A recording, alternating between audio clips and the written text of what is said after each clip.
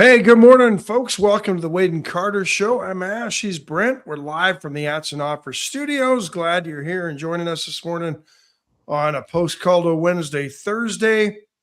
Post-bingo Night as well. That's right. Yeah. You'll never hear the end of it when I hear Junior won. Yeah, he did win, but he also lost, and he may have cost the group. So we'll talk about that at another time.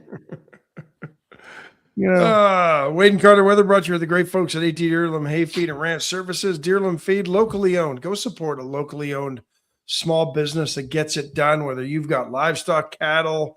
The dog days of summer coming up or going on now, actually. Great time to go stock up on pet supplies for your dogs. So stop on by. The dog days of summer sale going on now at Deerlam Feed. A great time to get a little bit of everything that you need, because it's always at Deerlam Feed. 78 degrees under sunny skies in Victoria, Texas, heading to a high today of 96. So basically yesterday, which was tomorrow, the day before, on the Kamala Harris weather update. Yeah, Deerlam Feed, how's it going on? We used a red funnel the other day after I cooked fish. We needed to get rid of the Crisco. To put it back in the original container, we used the red funnel. Worked nice great. Call. It does work great. Yep. Greg Garcia, Wendy Hughes Garcia, Rena Scherer on the podium this morning. Rena, missed you last night at Palace Bingo Wade and Carter night. Jordan Glass, Mark Kurtz was there. P. Strauss, we missed you too as well, sir. Bobby Leister, Scott Snow. Lisa Poole was there. Scott Tomko. Marvin Mickish Jr. So we are done with, I guess we've been playing bingo out there about 4 years and had a great time last night. Probably had about I would say, not just about, a boot. I'd say we had 20 Wade and Carter listeners. We got shushed. It's kind of customary. There's Ron Koshin checking in. And Ron did come by and tried to assuage some feelings, Mark Zapata. Junior got called. There's Linda Chris. Junior got called down for being loud and rowdy. Imagine that. It's nothing new, and it's not anything offensive. But we kind of had like a little bit of a standoff with the folks at Palace, which, by the way, they created. Wah, wah, wah. Right? Yeah, well, then, see, the good would be Palace. Good, the bad, the bingo. The bad would be Rob. Yeah. And the ugly would be Rob. He takes 2 out of 3. Yeah, we're going to call the movie Fistful of Daubers. Right? Dun, dun, dun. Monica Joe's Tommy was there. There's Tammy Keelan. Good morning, ma'am. You know, you look at Palace Bingo, and it's up there on the wall. Boys and Girls Club, Kiwanis Club, Warriors Weekend. They do great work. And we just run into a little bit of a conflict. Library. Well, that's the deal, is that they take a library mentality. Now, I get it. If you're blind and you want to play bingo, you really need to hear the caller. BJ Nelson was there as well last night. But there are TVs everywhere you look. And as you know, Ash, if you're playing with a dauber, you can get tomorrow's news today. Like, boom, number 71, 071 pops up before 071 is called. Oh, wow. So, I mean, you watch the ball boop, boop, pop up. And not that I'm a bingo connoisseur, but I've played some bingo in other locales with my mom and grandma. Was it rowdy? They used to like to do that. I've never heard a bingo hall so quiet as that one, and I've never seen so much time take place between calling of bingo numbers ever. Yeah. Just a couple of observances. P. Strauss says, I can't imagine a bunch of Republicans getting rowdy at bingo. I agree. But, you know, I get torn on it because there are times that I realize that our group can get kind of loud because there's people catching up that only see each other. The only thing they have in common is this program. And as a result, when they catch up, it's like a family reunion, and it really is. But it is, yeah. Greg Garcia, with tongue firmly in cheek, says, I refuse to believe that Junior Samples will be called out for rowdiness. He's a paragon of discipline. Right. But at the end of the day, I think that there are people there. And so there's young families there, there's young people there, and then there's our group, which always sit together. And last night probably made up at least a full third of all the attendees there. Now realize we promote one night a month. Right. We promote Palace Bingo every day here on the program, and no doubt have an effect on what they do. And we're only there one night a month. And yet there's people in there, with their oxygen bottles who have not seen daylight. I mean, since, Dracula. And I'm like, you people need to get a life. I mean, bingo's fun, but let's go. Ash, you just went away, and it says you have no signal, which is fine. Yeah, I don't know what happened there. There it is. We now know, folks, we have defined that the difficulties technically happen on Ash's end. Tommy Kingston says the blue hairs were there. There were, but at the same time, I get it that 65% of the crowd, they're there all the time. So you kind of have to, it's almost like, and I'll tell you something, and this is for those of you that go to church on a regular basis. How many of you, if you're honest, especially 20 years ago, you walk into church and you're like, oh my, somebody I don't know is in my seat. They're in my seat. And you've got to be careful that you want to walk over. Linda, I agree. She said Rob was talking, but he was not being loud. Linda, by the way, up early on her way to get her hearing aid prescription. But you walk in to church, and if you're not careful, it's all over your face. Like who are those new people? Why is he wearing a ball cap, and why is he in my seat? Yeah. I think and then they wonder why they can't get new people to the church. Exactly right. I think we have to be cognizant to include all. And are you suggesting that's how bingo works? I think bingo is a sub culture of our community, and that there are people there that are like harumph. I mean, I always sit on this upper level down here by the restroom.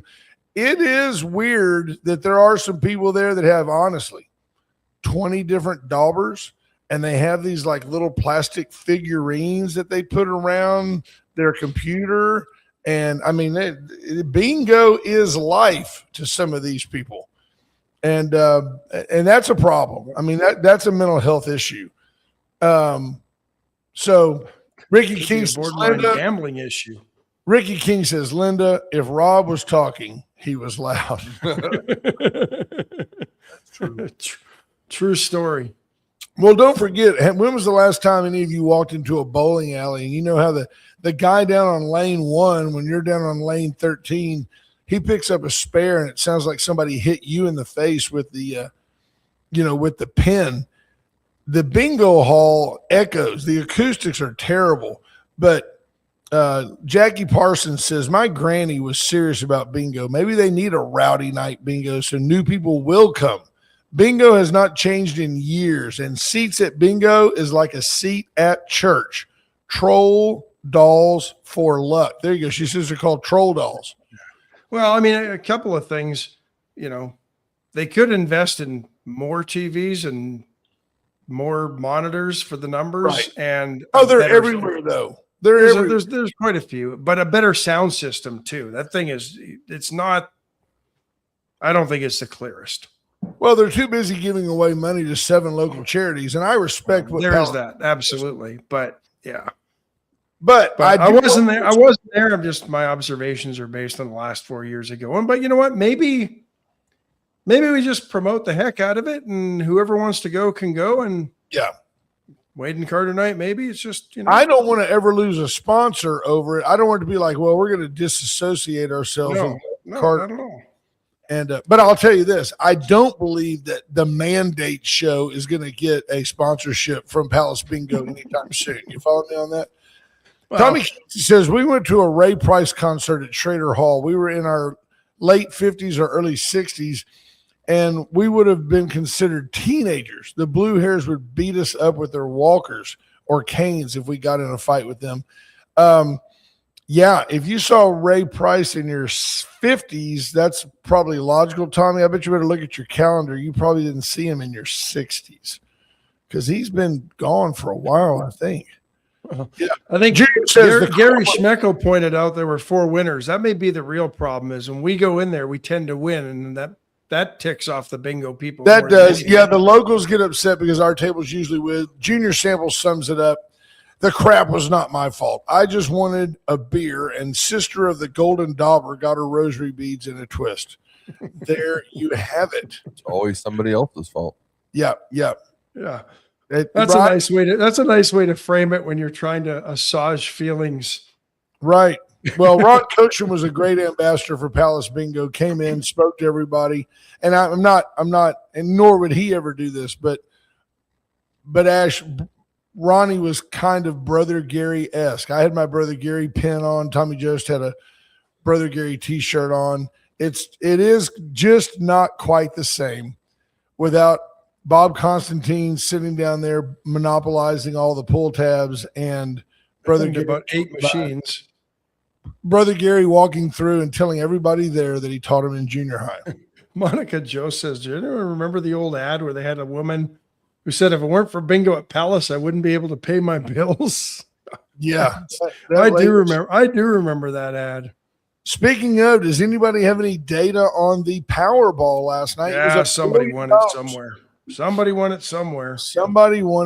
You know, it's funny how we become so jaded. I told Dawn I would just settle for 5 out of 6 in the Powerball and make a couple of milli and move on. So the ticket was sold in Illinois.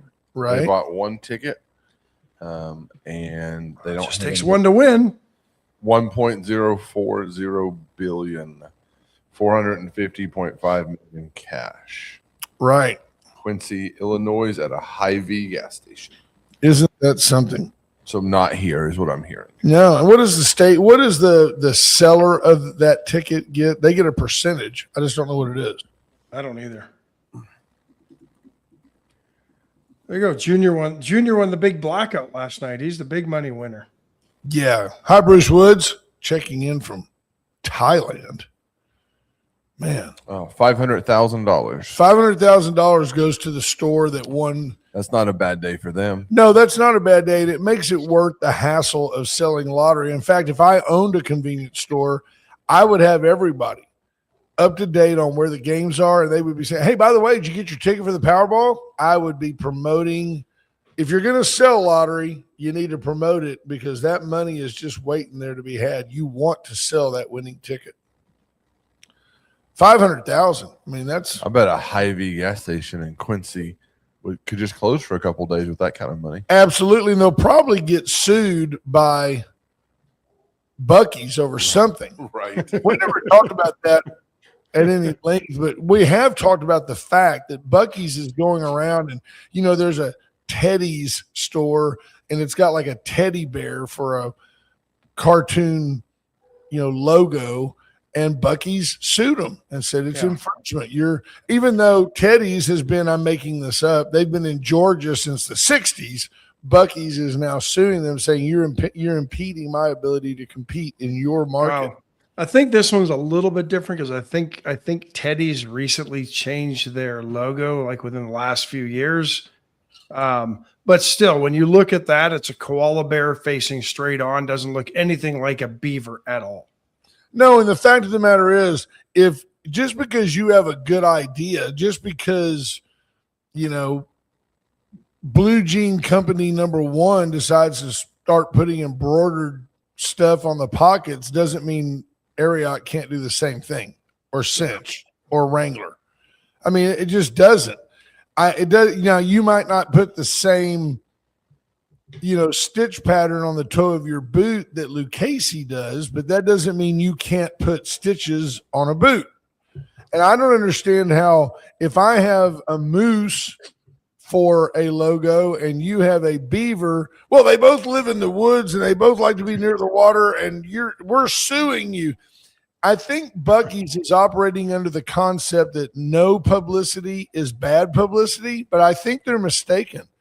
I think, in fact, to the point that there is a buck B as in boy, BUC dash off, OFF. There is a buck off brand telling Buc-ee's to buck off. And I find that interesting. I think it's the Teddy's guy, isn't it? Well, I think so. And what he did is he basically dared Buc-ee's to sue him, and they have decided not to. They don't take the bait because his entire point is, you're getting a little uppity over a logo that nobody's infringing on. Nobody wants your bucktooth beaver on. No, it was John Oliver from from Comedy Central, right, that started the Buck Off brand in response to Bucky suing everybody, and they said no because I think they would lose it based on the satire. Sure, and that's the whole point. At some point, it's almost like, and you and I have talked about this, Coca-Cola quit suing people over the utilization of their font because they're Coca-Cola. Flattery. It's the people copying you is a compliment when you're big enough and secure enough to just stand on your own. Bruce Wood says he'll be back in Victoria on Monday. Good morning, Torrin Bales. I don't understand why Buc-ee's has, to me, kind of slipped to this level. I know that in this area, I'm a huge Prochex fan. The family is friends. The food is great. By the way, Prochex is not a convenience store, gas station that has food. To me, Prochex is a restaurant that has convenience store amenities and gasoline. If you go in there and order a brisket and sausage plate, it is really, really good barbecue. And to the point that, shame on me, I was surprised at how good it is. And Dawn and I quite often will pull in and go, I need a pound of the jalapeno cheese sausage. It's pork sausage they make, they smoke, and then they'll slice it into little medallions for you. They'll give you a thing of pickles, onions, and some sauce, and you can leave with it. We eat it while on the road. Pete Strauss, I did not know this. He says they have a pretty good ribeye. I didn't know that. Ron Koshin says Prochex is the real deal, and Buc-ee's is for tourists. I know that Prochex goes out of their way to make Warriors Weekend a success. I mean, really inviting in all the Warriors. So, you look on Monday, Buc-ee's sued another convenience store. This one, I think Beaver Mini Mart in Ohio. See, now you're getting close, right? At least it's a beaver. But where did that come from? How long can you do any research on Beaver Mini Mart in Ohio? Have they been Beaver Mini Mart since 1950? I'm looking. Buc-ee's came around, I think, in the early to mid 80s, maybe late 80s. Monica Jost comes right back with go to Prochex for a ribeye from the grill. It's the best. Wow. And those are two, Pete Strauss and Monica are both Golden Corral veterans. So if they give you a steak recommendation, you better jump on. Torrin Bales says it's Beaver's Mini Mart. Beaver's Mini Mart. And to me, it looks more like a beaver you would have seen on a Hanna-Barbera cartoon back in the day, and not. It kind of looks like that weasel from Looney Tunes. Okay. The one that always bugged Foghorn Leghorn. Boy, you bother me. Get away from me, boy. You bother me. So they see, we're gonna go get the chicken, boy. Hang on. So actually, they have That's a problem. They opened in 2019. Yeah, if they opened in 2019, they may be capitalizing on the familiarity of Buc-ee's Beaver. But the people that had a moose, but they are from Beaver Creek, Ohio. Hard to argue if you're from Beaver Creek, Ohio. Yeah. Wow. But I mean, almost to the point where I'm like, you know what? I kind of liked Buc-ee's, and now I'm not so sure I like Buc-ee's anymore. Well, that's my point. And so I go even a step further. My point is, it kind of leaves a bad taste in my mouth. Yeah. And I don't understand why Buc-ee's would risk that. Do you feel, just personally, knee-jerk thought, are any of these outfits that Buc-ee's is suing, are any of them even a remote threat to the kudzu-like effect that Buc-ee's has as it takes over the South? No, and when I look at all of these logos and mascots that they claim are infringing on their beaver, I just don't see it. It defies common sense, doesn't it? It really does. But Brian then, Small says, we just got back from Beaver Creek, Colorado, and we're being sued by Buc-ee's simply for going there. It is about that silly to me. I don't understand. I think for me, it shows a certain amount of insecurity that I don't think that Buc-ee's ought to have. Jonathan Williams says Buc-ee's food always leaves a bad taste in his mouth. I'll tell you what I don't like. And I'll tell you exactly why I don't like it, because I see through it, because it's a profit deal. When you go into Buc-ee's, they've got a row, those automated push button now, they're computerized video screen looking Coke dispensers. Those went away a couple of years ago. Yes. Well, no, you know what I'm talking about, though. You go in and you push the Coke button and it comes up and you can add cherry or flavor or energy. Well, they've got like a bank of maybe 4 of those. And what I don't like, the Buc-ee's that is in Luling, if you will, I-10 and 183, it's Buc-ee's Cola. Buc-ee's Cola, zero. It's cheaper. Yeah. So they're buying it cheaper. Now, they do sell it cheaper. You can buy a 42-ounce drink there for like $1.45. And whereas if you go to a Speedy Stop, it may be $2. I'm making the numbers up, but I'm close. I don't understand why they somewhat force upon you. If I'm going to drink a Coke Zero to pretend that I'm having a Coca-Cola, I want Coke Zero. I don't want Buc-ee's version of Coke Zero because it's $5 a canister cheaper on a drink that they already make 95% margin. I mean, if you spend $1, the cup cost them a nickel, maybe, and the syrup cost them a nickel, maybe. And you're paying, so no more than 10% total cost as you walk out the door.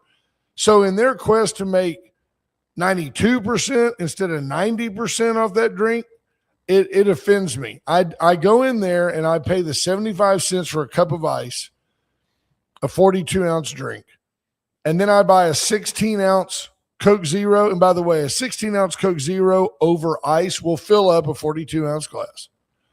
Yeah. It will.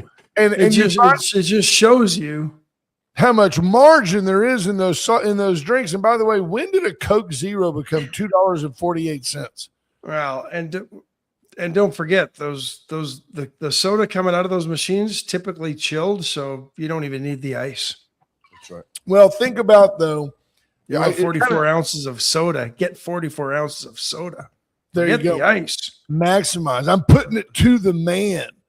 Tammy Keeling gives a solid point on topic. There are plenty of places with clean bathrooms and local restaurants for good food. No doubt about it.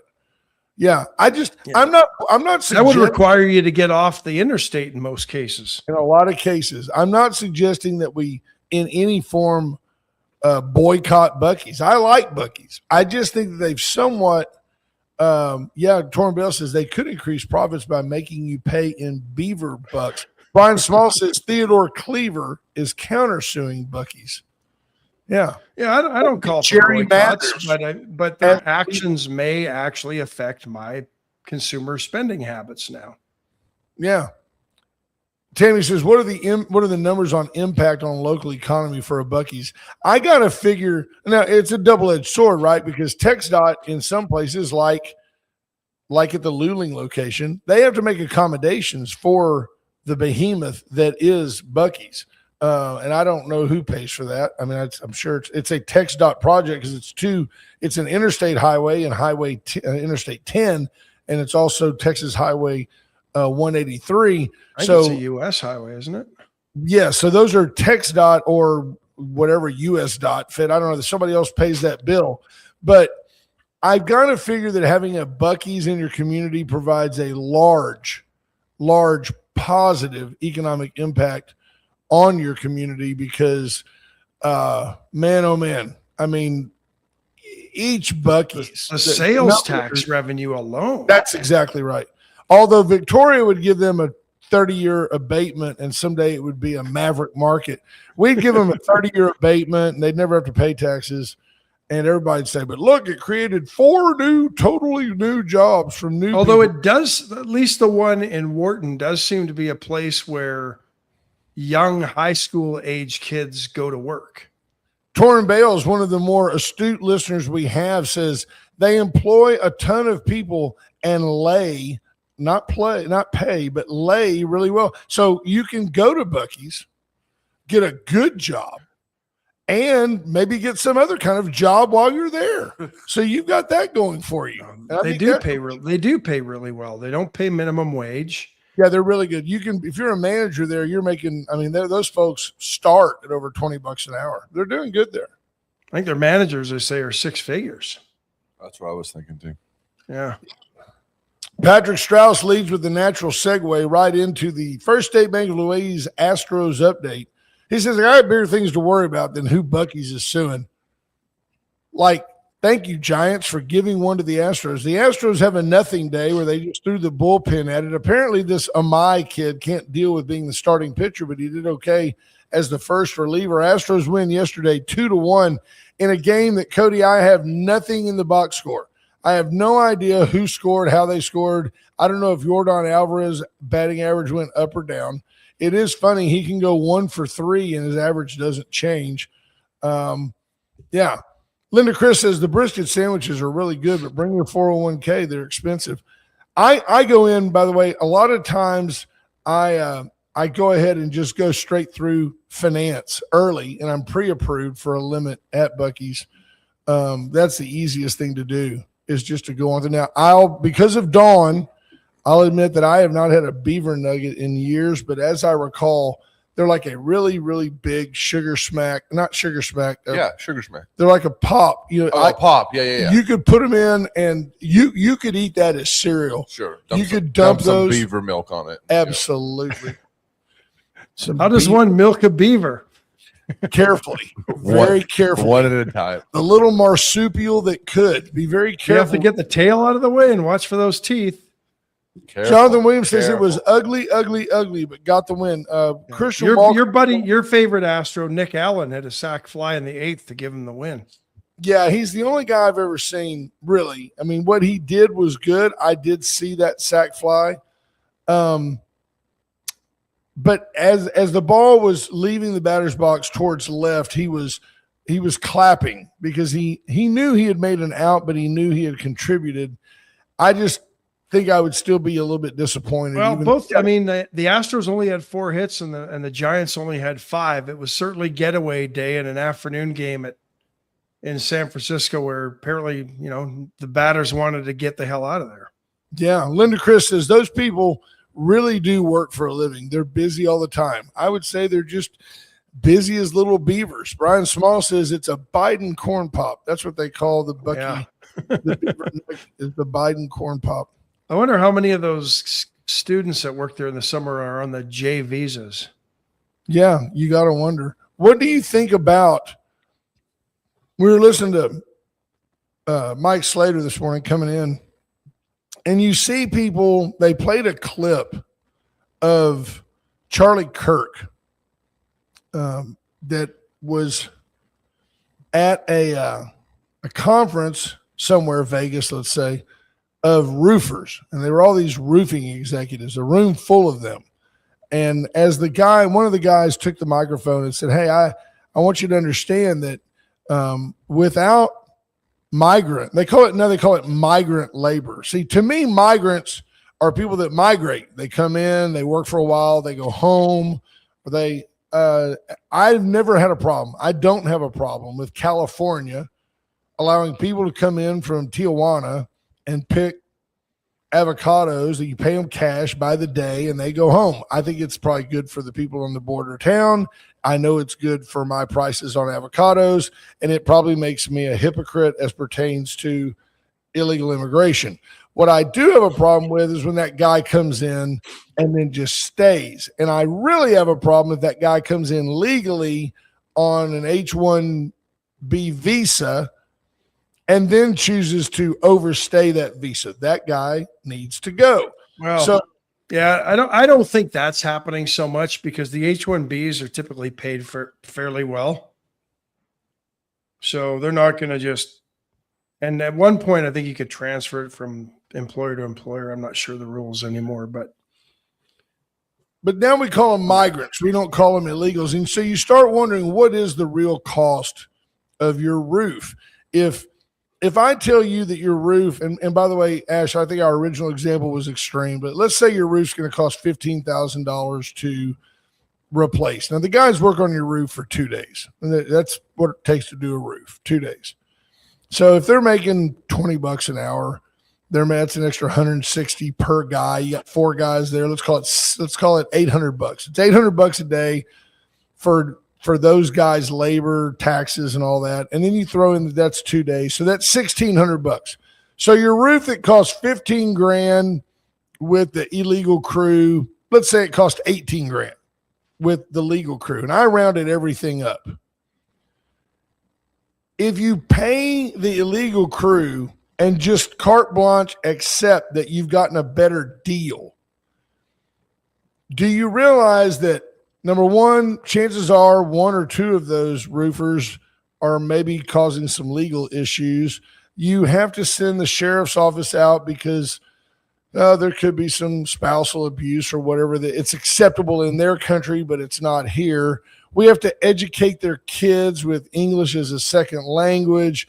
It goes on and on and on. Oh, by the way, now that we want to have Medicaid for all, we have to provide health care to these people at no expense to them, and on and on and on and on. And I'm convinced that the overall cost, the long-term cost of having the illegal guy give you a bargain on your roof ultimately costs you more forever than just paying the American guy to do it. That doesn't mean I'm right. It's just the way that I try to analyze the situation. I don't know why we can't find a way to uphold our laws and work with people who want to do part-time work in our country. I know that Medicaid for all is going to hurt me personally, financially. I know that because, and I heard this stat yesterday on Sean Hannity.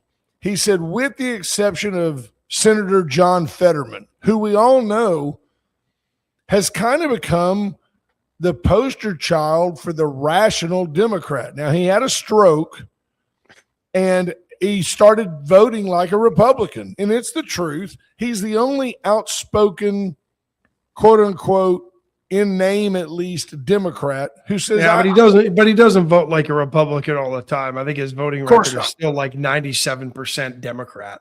And you know what? And that's fine. He's voting as his constituents instructed him to do. But I will throw back to you that no Democrat who has sought higher office, Congress, in the last 5 years, none of them have said Medicaid for all Americans. They have all said Medicaid for all who are here.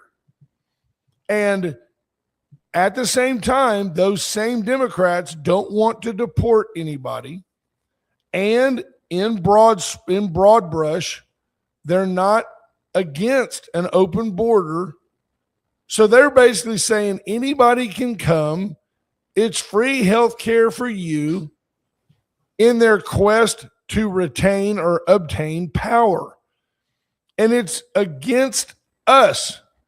I mean, Ash, you pointed out earlier that too many parents nowadays, I roofed houses. I worked for a guy named Garland Southern. When I was in high school, it was good money. He often paid us in cash. Imagine that. We didn't know any better back then. But you get paid for putting down squares on a roof. I could do back then. They did cedar shingles. I could do those. I had a guide on my little hatchet. I could do composition shingles. I mean, roofing. Probably had a nice tan too. Yes, I always had a golden great tan, which explains the wrinkles I have now. But roofing was easy money, and it was mindless work. Just, don't fall off the roof. That was rule number one.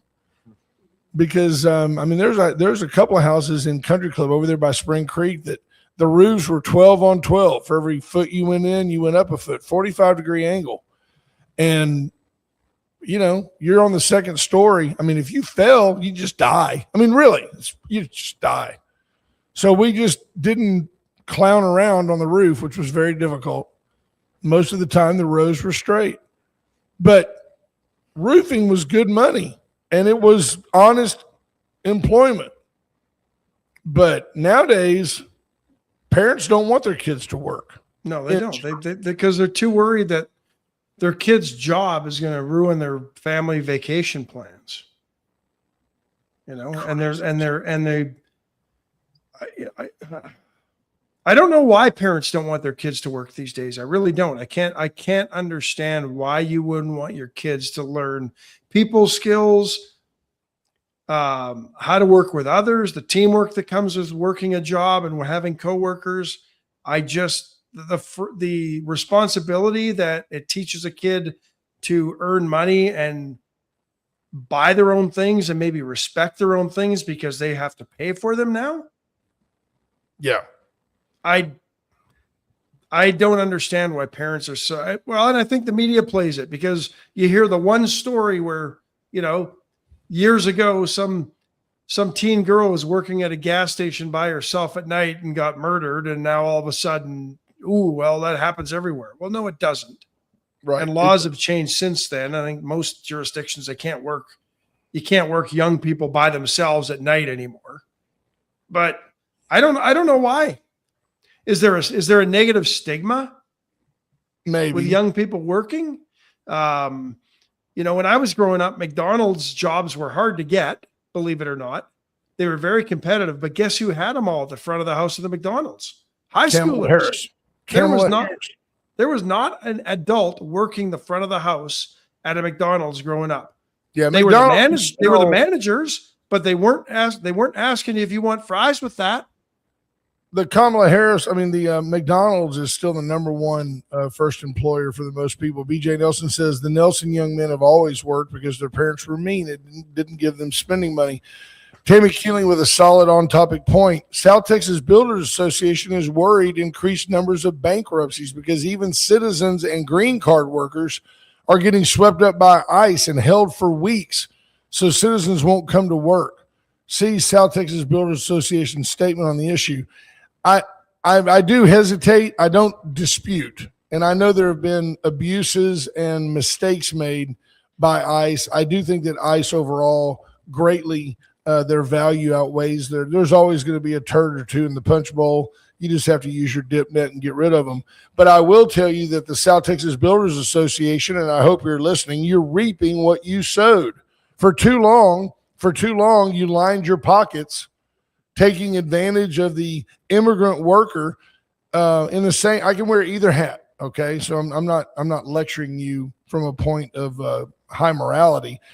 In the same position that you employ people, you get people to do jobs that Americans don't want to do, and you keep the price to your consumer low in your quest to compete with your other law-breaking, opposition competitors.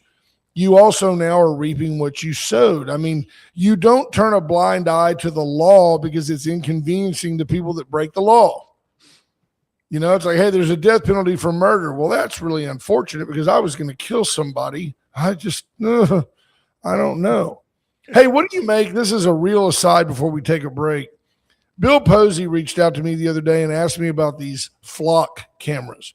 And I don't know anything about them except that to me, they're probably an invasion of your privacy. But at the same time, it's like, if you ain't got nothing to hide, Why do you care? Well, I think so in some ways, but I'm not sure they are when they're on public highways. I don't know. Are they there in theory to identify drug traffickers and people who habitually traffic? I mean, that's what law enforcement will tell you. I mean, could they be used for other things? Probably. Can they be used to monitor activities and your habits? Probably. Why do you think a lot of businesses install them in their parking lots so they can track license plates and see who's coming and where they're coming from and all that stuff? It's all for consumer habits. So, do I think that law enforcement is on the up and up when they say that they're only using it to monitor, make sure that nobody bad's coming into our neighborhood or to catch that car that was stolen? I find it interesting that these used to be the jobs that police departments would hire police officers for to be on the streets. Yet they keep investing in technology that reduces the number of officers, but then they turn around and say, we need more officers and we can't keep the ones we have. Right. So, well, it's a school teacher mentality too, right? Just throw more money at it.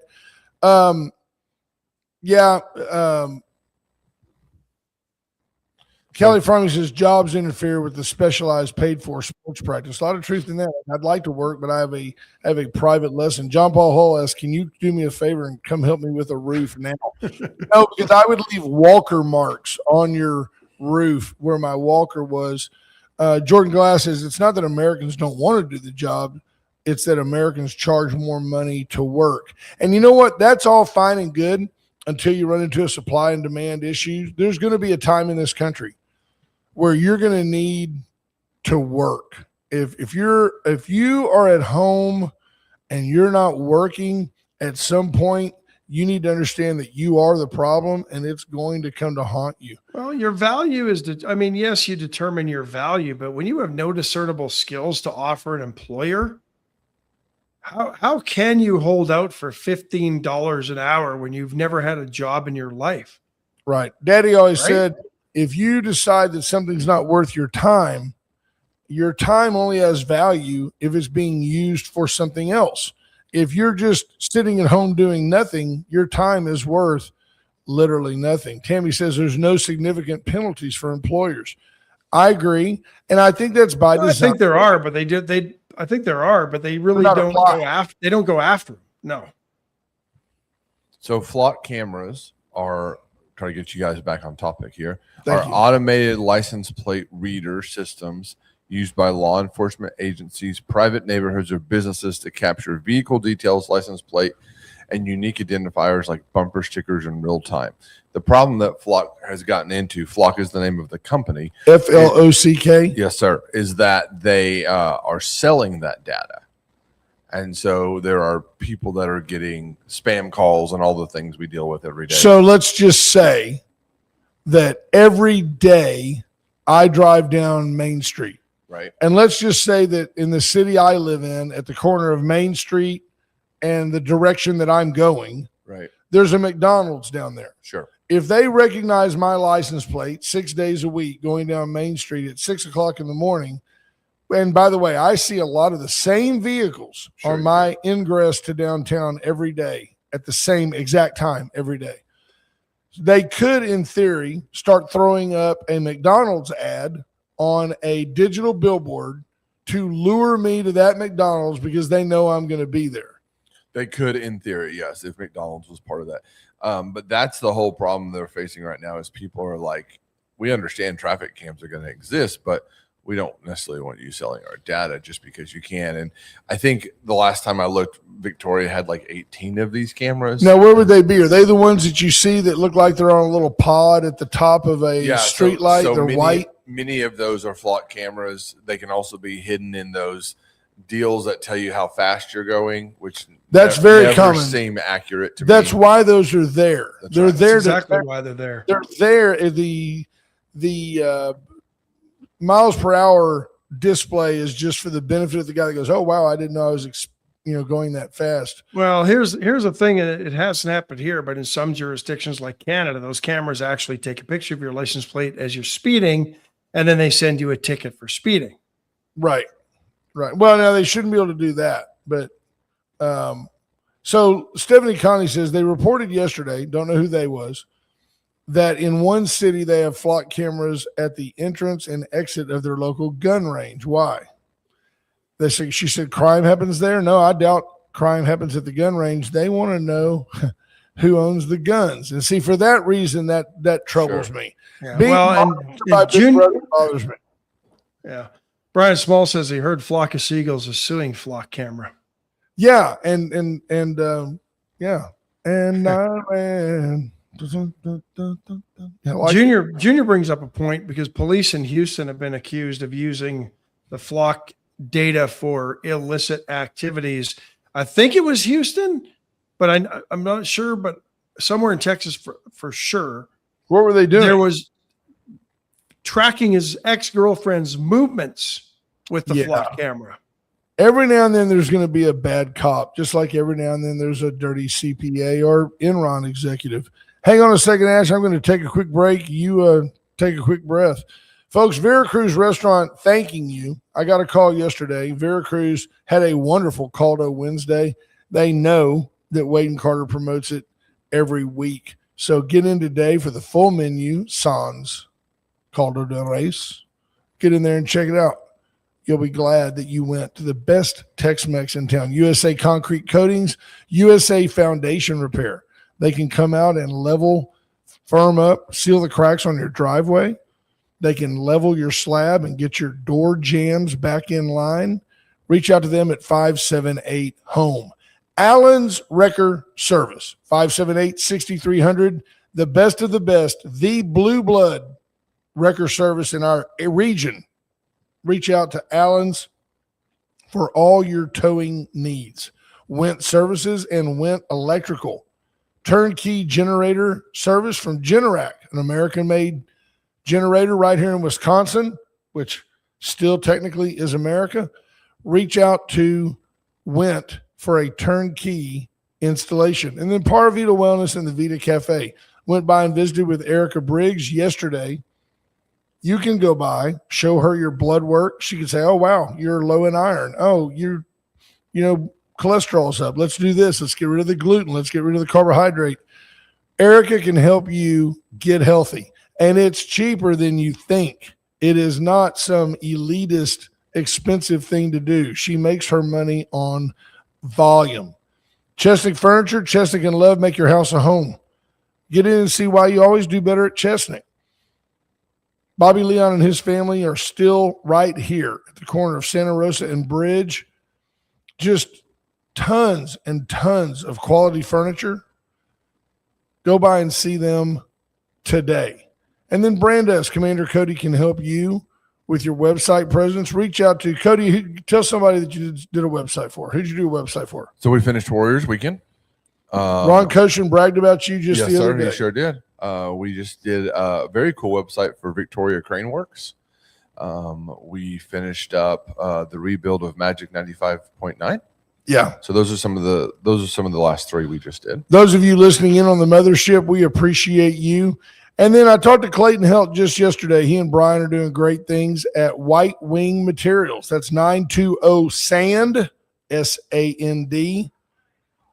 Reach out to White Wing Materials for your next home project. Clean fill dirt, clean topsoil, sand, aggregate, all types of gravel. Ron Koshin throws in Veracruz is going to be the caterer to the Spasmatics show to benefit Warriors weekend on August 29th. So not this weekend or next weekend, but the next weekend, 2 weekends from this, warriorsweekend.org for your next trip to see the Spasmatics. Always a good time.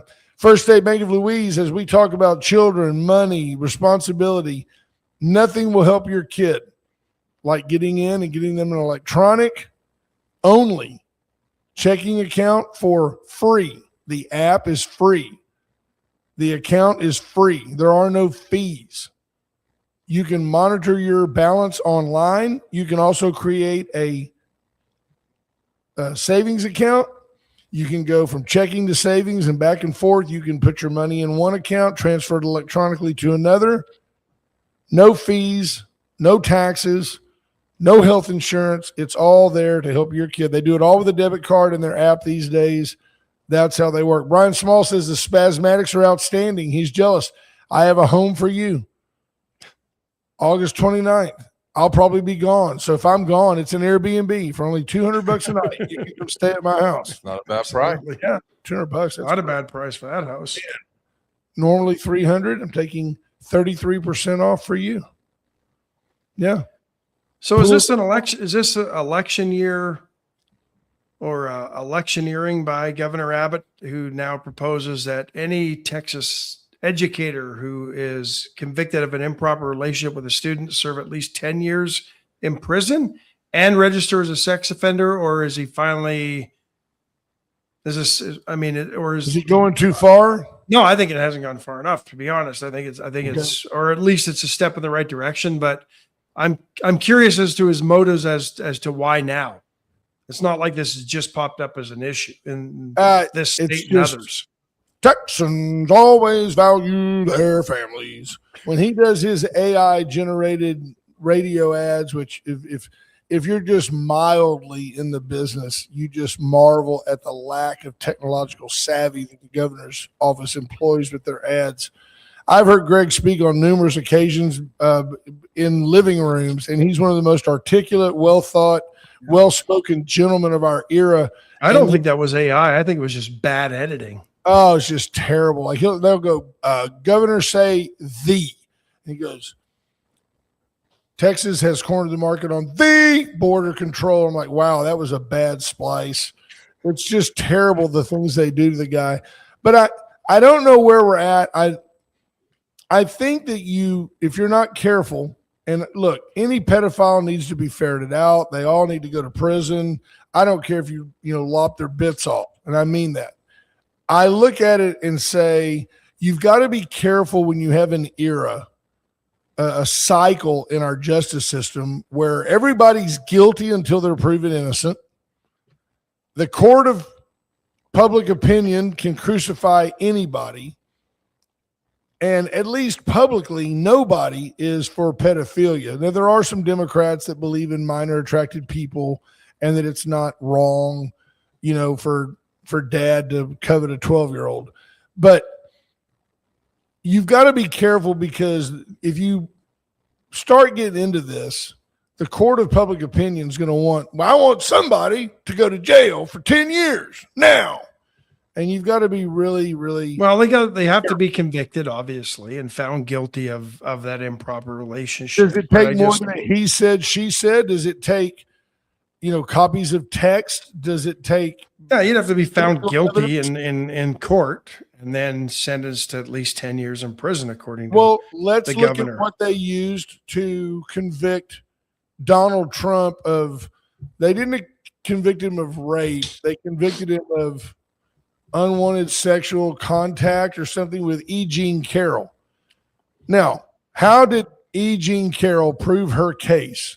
Yeah, but he wasn't charged criminally in that case. She sued him civilly. Okay, so is Governor Abbott saying that it would just be criminal convictions that would get this? Because the only reason E. Jean Carroll got a dime is because A, Donald Trump appears to be hate-worthy to some people.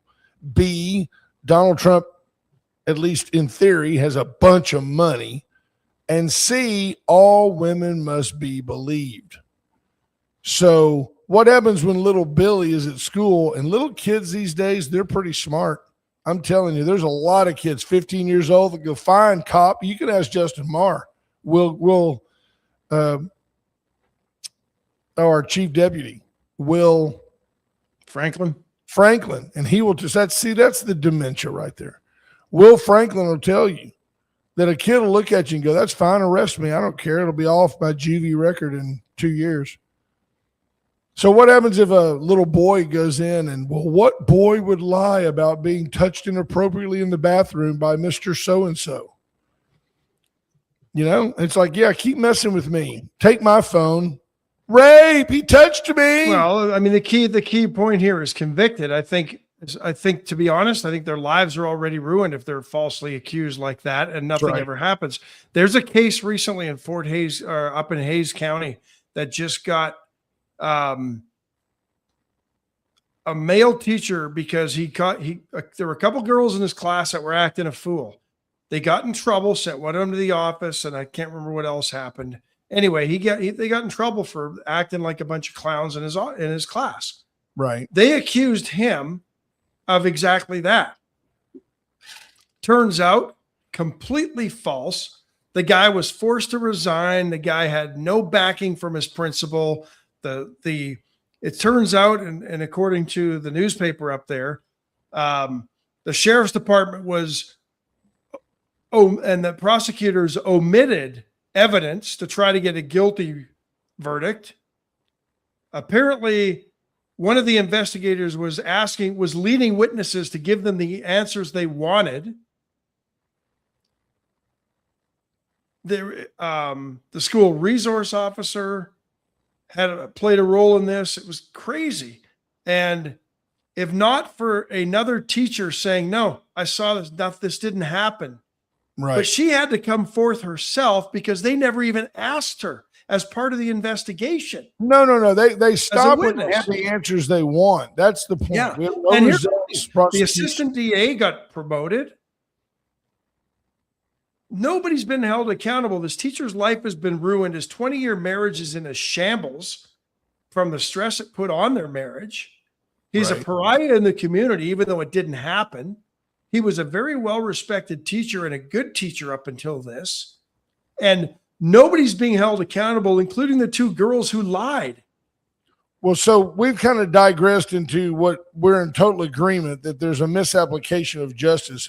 Are we for or against Governor Abbott's proposed 10-year minimum? Is it a good thing? And what's been on the books? I have no idea what's been on the books, but probably not 10 years or at least 10 years. And it was whatever the jury said.